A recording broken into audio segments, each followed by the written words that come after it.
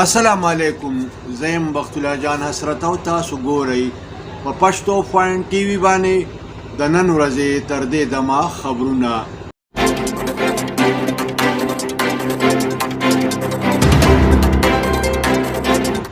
د ټولو اول سر خبرونه.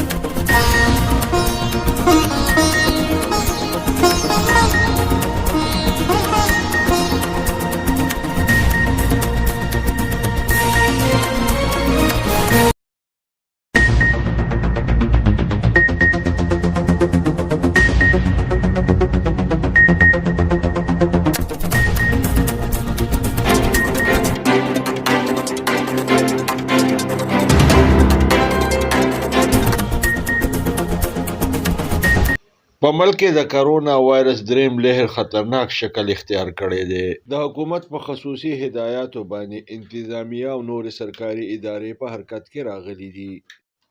په تیرو 24 غنټو کې کرونا وایرس په ملک کې یو کم 10 کسان نور ووژل. په ملک په مختلفو علاقو کې د کرونا وایرس د 1000 نه زیات نوي مریضان ریکارډ شوي دي.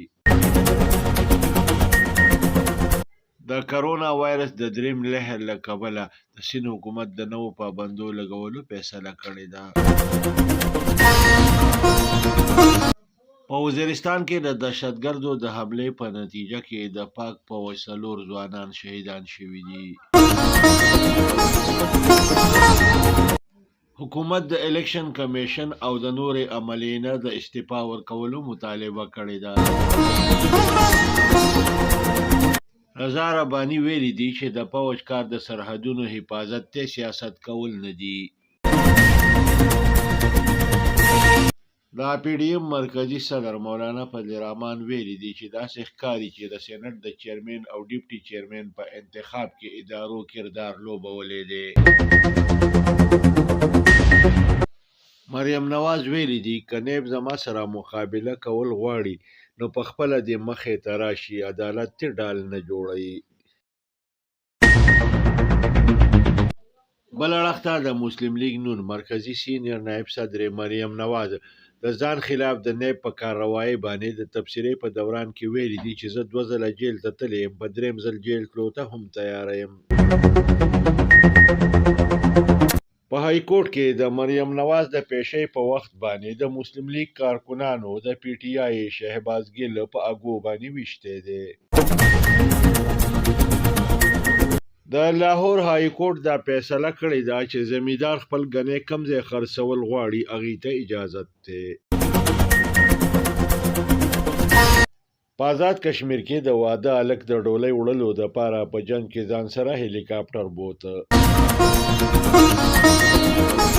د شپږم پیسل په باقی مانده میچونو کې د شرکت دپاره د بارملکي لوبغاړو پاکستان ته د راتګ سلسله شروع شوه. د کرونا وایرس له کبله د اپریل د اولنۍ نیټې نه د شروع کیدونکي کراټي چیمپیون شیډول ملتوي کړی شوی دی. د محکمه موسمیات د پیشنګویۍ مطابق پر روانو 24 غنټو کې په ملک کې د خشک موسم امکان دی.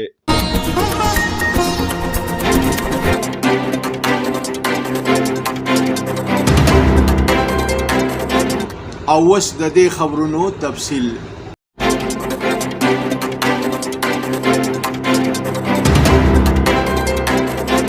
په ملک کې د کرونا وایرس په دریم لهر کې شدت راغلی دی. په ملک کې د کرونا وایرس د دریم لهر د شدت له کبله حکومت او انتظامیه په هنګامي ګامونو اوچتولو باندې مجبوره شوي دي. په تیرو 24 غنټو کې کرونا وایرس په ملک کې یو کم 10 کسان نور ووژل. دغه رنګې تر اوسه پورې په ملک کې د کرونا وایرس له کبله د ټولو شوو مړو شمیره 14,573 ته ورسېده. په تیرو 24 غنټو کې په ملک کې د کرونا وایرس 1409 مریضان ریکارډ شوي دي. دغه رنګې په تېرو 24 غنټو کې په ملک کې د کرونا وایرس 441 ټیسټونه کړای شوي دي.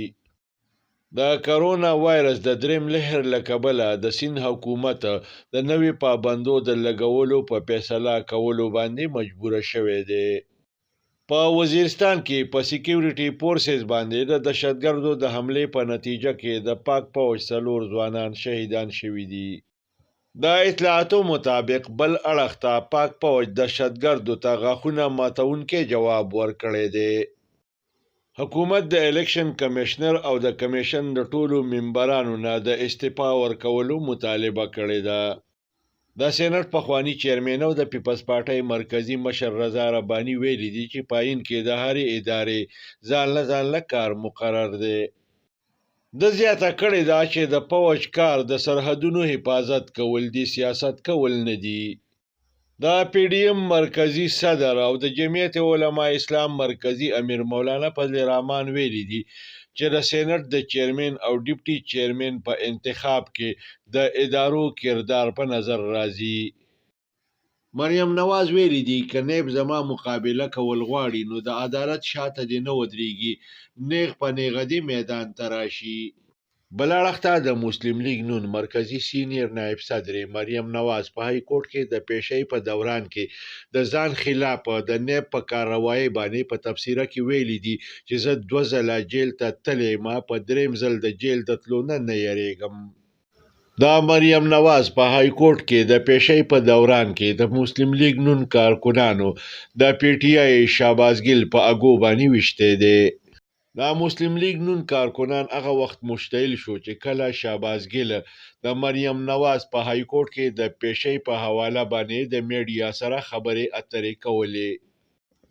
د لاهور های کورټ د غنو د زمیندارو په حواله باندې یو اهمه فیصله کړې ده.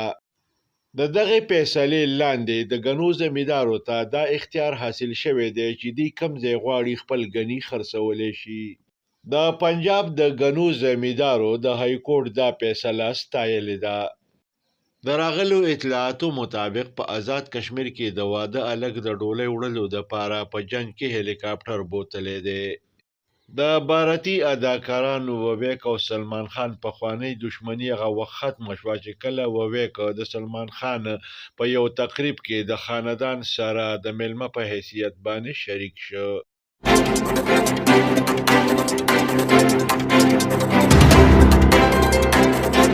راځئ چې وګورو د لوبو خبرونه.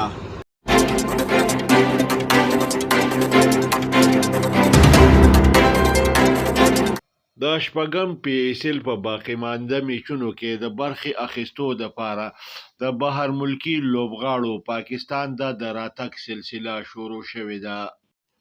بل اړخ ته په ملک کې د کرونا وایرس په دریم لهر کې د شدت راتلو نه پس د اپریل د اولنۍ نیټې نه د شروع کیدونکي کراټي چیمپیون شیډول ملتوي کړی شوی دی.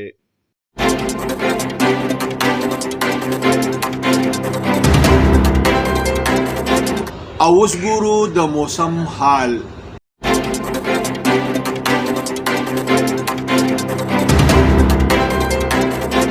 د محکمه موسمیاتو د پیشنګویۍ مطابق پر روانو 24 غنټو کې په ملک کې د خشک موسم امکان ظاهر کړی شوی دی. په دې لړ کې مخکې ویلی شوي دي چې پر روانو 24 غنټو کې به کله په اسمان باندې نری نری وریځې راخورېږي او کله به بیا شینی.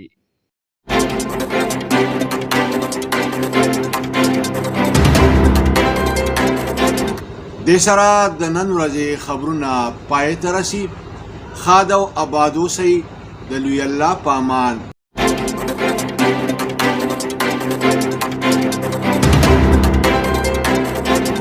کتونکو پښتو فاین ټي وي سبسکرایب کړئ، د ټلۍ په بټن ګوته کېدئ او دغه رنګې دا خبرونه کتنه د خپل ژوند معمول وګرځوئ.